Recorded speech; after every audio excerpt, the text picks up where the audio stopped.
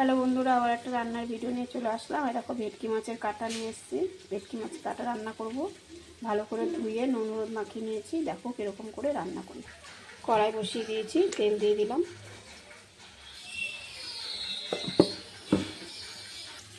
এই দেখো তেলটা গরম হয়ে গেছে। এবার মাছগুলো ভেজে নেব।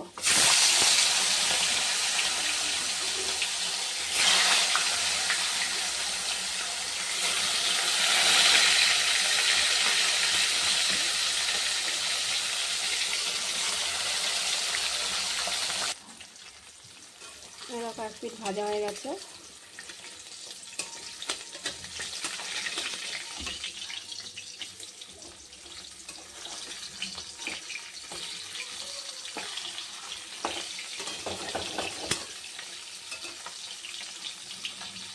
একটু কড়া করে ভাজতে হবে।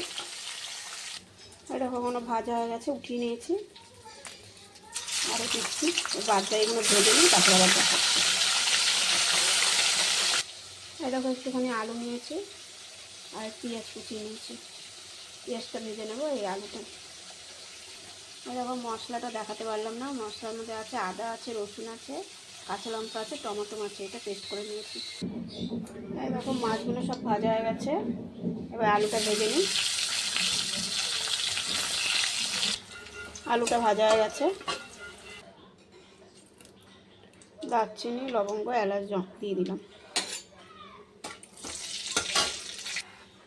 হয়ে গেছে এটা ভাজা। পেঁয়াজটা দিয়ে দিলাম।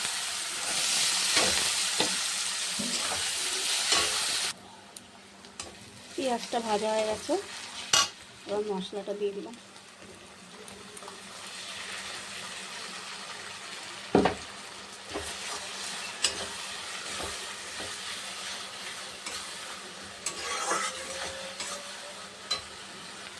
মশলা দিয়ে তেল বেরিয়ে গেছে। হলুদ দিয়ে দিলাম, লবণ দিয়ে দিলাম, কাশ্মীর লঙ্কার গুঁড়ো দিয়ে দিলাম, মিক্সচারে বাটি ধোয়ার জলটা দিয়ে দিলাম।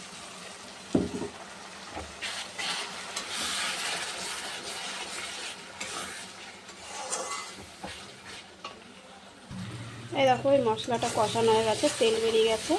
এবার একটু আলুটা দিয়ে একটু হালকা কষাবো, তারপর জল দিয়ে দেবো।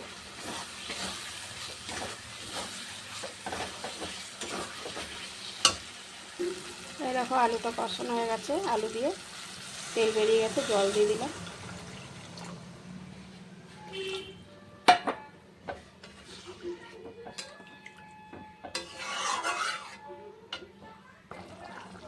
এই দেখো মাছের ঝোলটা ফুটে গেছে।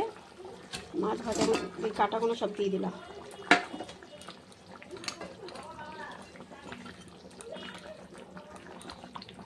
এই দেখো রান্নাটা হয়ে এসছে। আলু পুরো সিদ্ধ হয়ে গেছে। চিনি দিলাম না, কেন অনেক পেঁয়াজ দিয়েছে তো, চিনি আর লাগলো না। একটু নামানোর আগে ধনেপাতা দিয়ে দিলাম। ধনেপাতা দিয়ে খাওয়া খুব টেস্টি হবে।